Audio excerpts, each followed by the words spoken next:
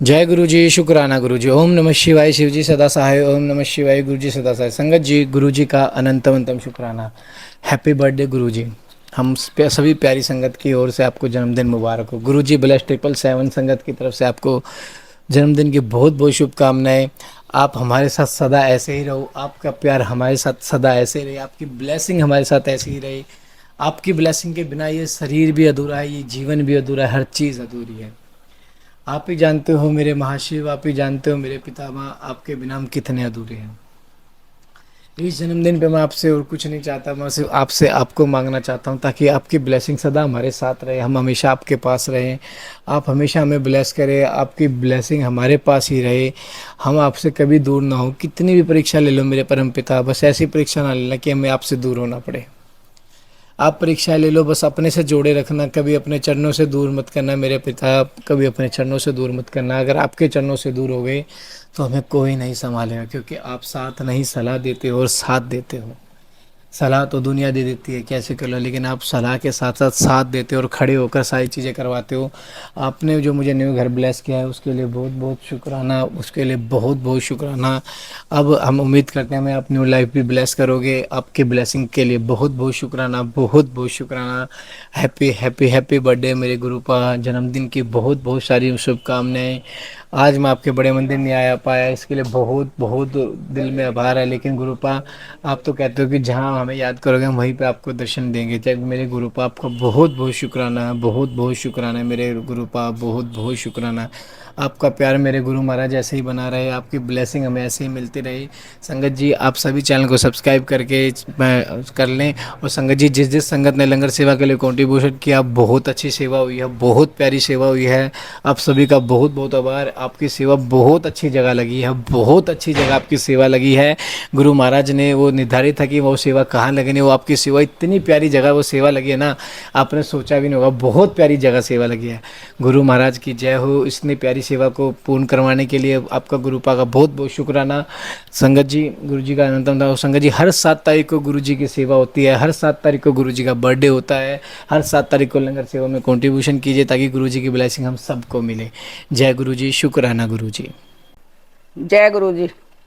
योग मार्ग के विघ्न, सीधी शुद्ध सूचक उपसर्गता, पृथ्वी से लेकर बुद्धि तत्व पर्यंत ऐश्वर्य गुणों का वर्णन, शिव शिवा के ध्यान की महिमा।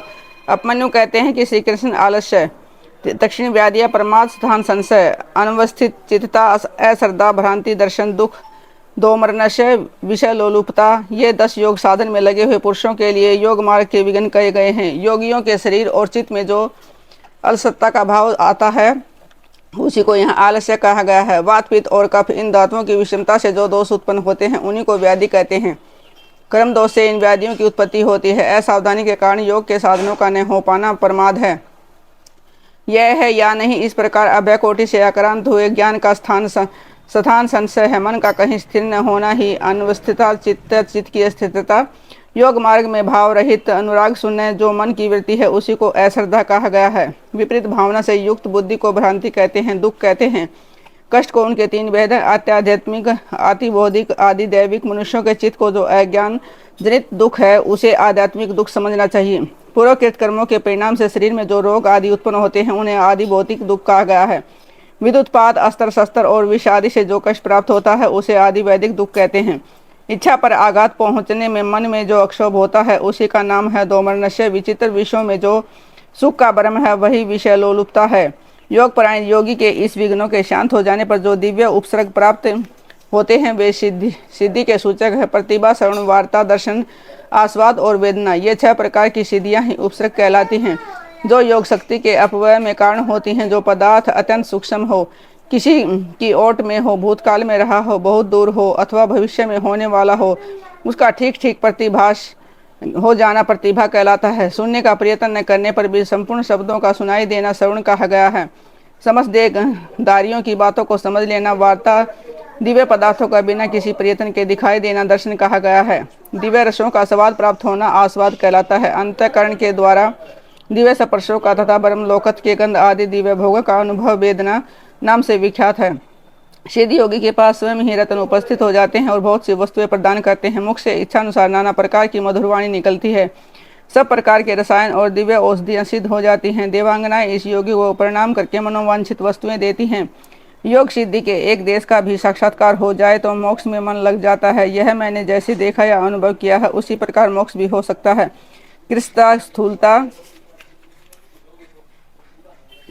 बाल्यावस्था, वृद्धावस्था, युवावस्था, नाना जाति का स्वरूप, पृथ्वी, जल, अग्नि और वायु, इन चार तत्वों के शरीर को धारण करना, नित्य अपार्थिव एवं मनोहर गंध को ग्रहण करना, ये पार्थिव ऐश्वर्य के 8 गुण बताए गए हैं। जल में निवास करना, पृथ्वी पर ही जल का निकल आना, इच्छा करते ही बिना किसी आतुरता के स्वयं समुद्र को भी पी जाने में समर्थ होना, इस संसार में जहाँ चाहे वही जल का दर्शन होना, घड़ा आदि के बिना हाथ में ही जलराशि को धारण करना, जिस वीर वस्तु को भी खाने की इच्छा हो उसका तत्काल सरस हो जाना, जल, तेज और वायु, इन 3 तत्वों के शरीर को धारण करना तथा देह का फोड़े, फुंसी और घाव आदि से रहित होना। पार्थिव ऐश्वर्य के 8 गुणों को मिलाकर ये 16 जलीय ऐश्वर्य के अद्भुत गुण हैं। शरीर से अग्नि को प्रकट करना, अग्नि के ताप से जलने का भय दूर हो जाना, यदि इच्छा हो तो बिना किसी प्रयत्न के इस जगत को जलाकर भस्म कर देने की शक्ति का होना, पानी के ऊपर अग्नि को स्थापित कर देना, हाथ में आग धारण करना, सृष्टि को जलाकर फिर उसे जो का तो कर देने की अक्षमता का होना, मुख में ही अन्न आदि को पचा लेना तथा तेज और वायु 2 ही तत्वों से शरीर को रच लेना, ये 8 गुण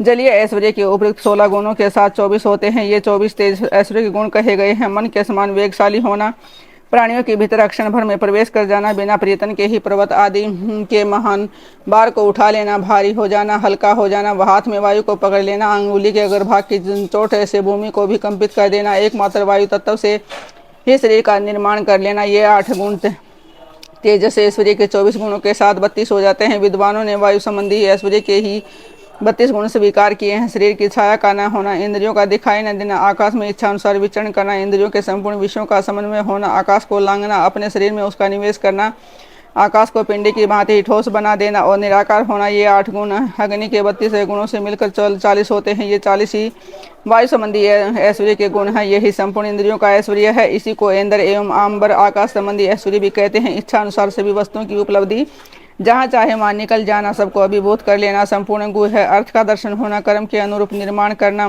सबको वश में कर लेना, सदा प्रिय वस्तु का दर्शन होना, एक स्थान से संपूर्ण संसार का दिखाई देना, ये 8 गुण पूर्वोक्त इंद्रिय संबंधी ऐश्वर्य गुणों से मिलकर 48 होते हैं। चांद्रमस ऐश्वर्य इन 48 गुणों से युक्त कहा गया है।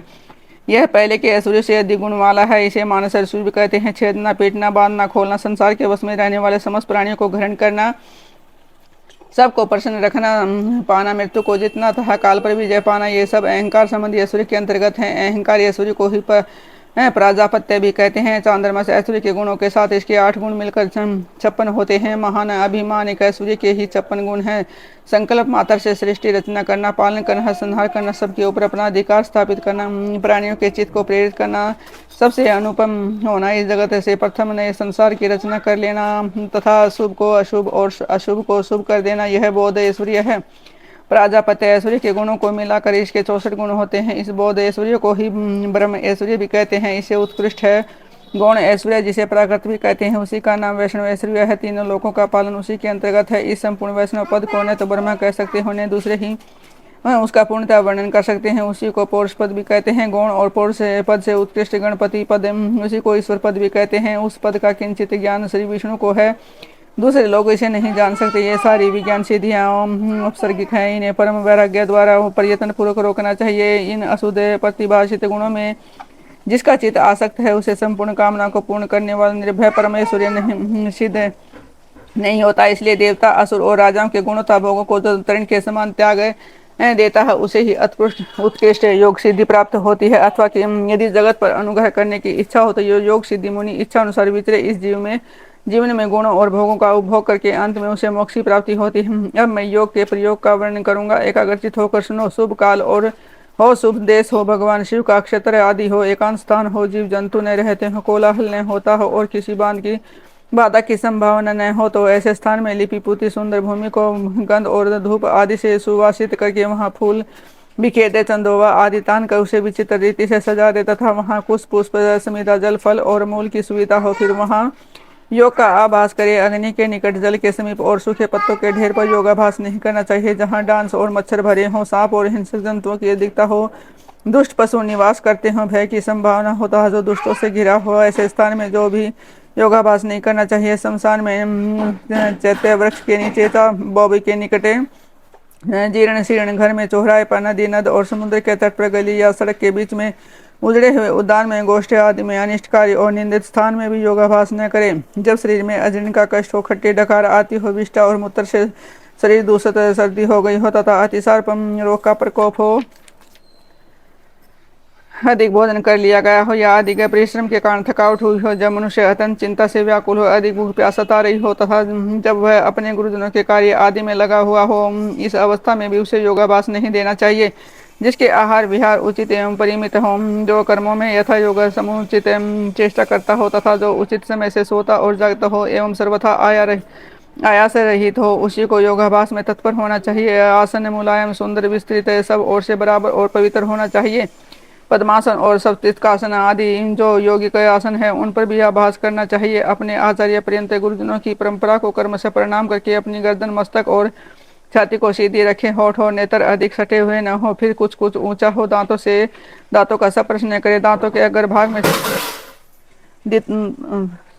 स्पर्श न करे, दांतों के अग्रभाग में स्थित हुई जीवा को विचल भाव से रखते हुए एड़ियों से दोनों अंडकोशों और प्रजननेंद्रियों की रक्षा, दोनों जांघों के ऊपर अपने किसी यत्न के अपनी दोनों भुजाओं को रखे, फिर दाहिने हाथ के पृष्ठभाग को बाएं हाथ की हथेली पर रखकर धीरे से पीठ को ऊंची करे और छाती को आगे की ओर से स्थिर करते हुए नासिका के अग्रभाग पर दृष्टि जमाए, इन दिशाओं की ओर दृष्टिपात न करे, प्राण का संचार रोककर पाषाण के समान निश्चल हो जाएं। अपने शरीर के भीतर मानस मंदिर में हृदय कमल के आसन पर पार्वती सहित भगवान शिव का चिंतन करके ध्यान यज्ञ के द्वारा उनका पूजन करें। मूलाधार चक्र में, नासिका के अग्रभाग में, नाभि में, कंठ में, तालु के दोनों छिद्रों में, भुवों के मध्य भाग में, दवा देश में, ललाट में या मस्तक में शिव का चिंतन करें। शिवा और शिव के लिए यथोचित रीति से उत्तम आसन की कल्पना करके वहाँ सावरण या निवारण शिव का समन करे। द्विदल, चतुर्दल, षड्दल, 10 दल, द्वादश 10 दल अथवा 16 कमल के आसन पर विराजमान शिव का विधिवत समन करना चाहिए। दोनों बाहों के मध्य भाग में द्विदल कमल है जो विद्युत के समान प्रकाशमान हो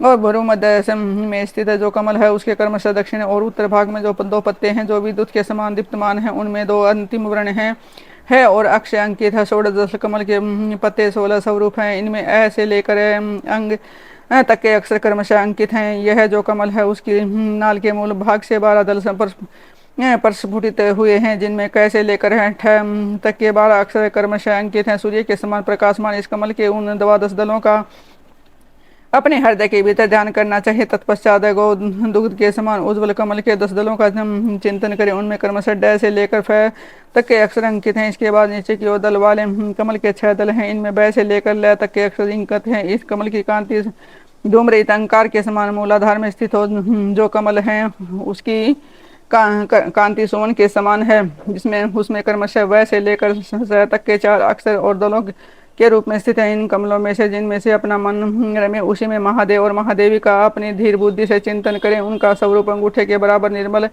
और सब ओर से दीप्तमान है, अथवा वह शुद्ध दीप शिखा के समान आकार वाला और अपनी शक्ति से पूर्णतम मंडित है, अथवा चंद्रलेखा या तारा के समान रूप वाला है, अथवा वह निवार के सिंह या कमलनाल से निकलने वाले सूत के समान है। कदम के गोलक या औसक के कण से भी उसकी उपमा दी जा सकती है। वह रूप पृथ्वी आदि तत्वों पर विजय प्राप्त करने वाला है, ध्यान करने वाला है। पुरुष जिस तत्व पर विजय पाने की इच्छा रखता है उसी तत्व के अधिपति की स्थूल मूर्ति का चिंतन करे। ब्रह्मा से लेकर सदाशिव पर्यंत तथा भव आदि 8 मूर्तियों की शिव शास्त्र में शिव की स्थूल मूर्तियां निश्चित की गई हैं। मुनीश्वरों ने उन्हें घोर, शांत और मिश्र 3 प्रकार ही बताया है। फल की आशा न रखने वाले ध्यान कुशल पुरुषों को इसका चिंतन करना चाहिए। यदि घोर मूर्तियों का चिंतन किया जाए तो वे शीघ्र ही पाप और रोग का नाश करती हैं। मिश्र मूर्तियों में शिव का चिंतन करने पर चिरकाल में सिद्धि प्राप्त होती है और सौम्य मूर्ति में शिव का ध्यान किया जाए तो सिद्धि प्राप्त होने में न तो अधिक शीघ्रता होती है और न ही अधिक विलंब है।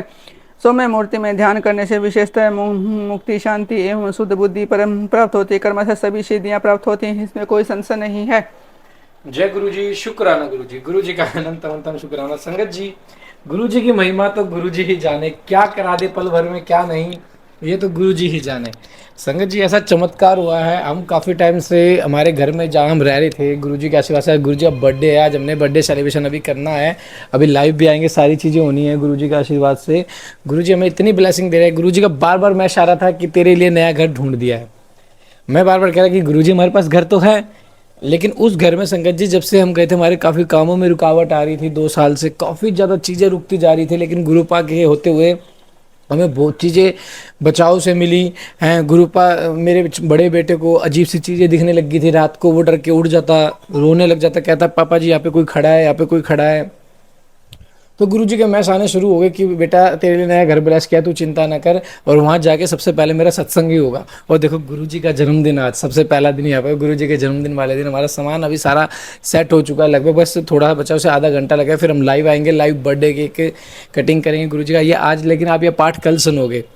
तो संगत जी मुझे इतनी खुशी हो रही है, गुरुजी ने सिर्फ महज 3 दिन के अंदर सारी चीज़ें पलट के रख दी। देखो जब गुरुजी कराने पे आते हैं ना तो 3 दिन के अंदर कराते हैं। अब गुरुजी कहते हैं कि तेरे लिए बहुत बढ़िया लाइफ है, तेरी नई ज़िंदगी की शुरुआत होने वाली है। तो संग गुरुपा मेरे लिए नई ज़िंदगी की शुरुआत करने के लिए बहुत बहुत शुक्राना। शायद ये मेरे शुक्राने का फल है, शायद ये मेरे समर्पण का फल है, जो आप मेरे परिवार को बचा रहे हो बुरी शक्तियों से।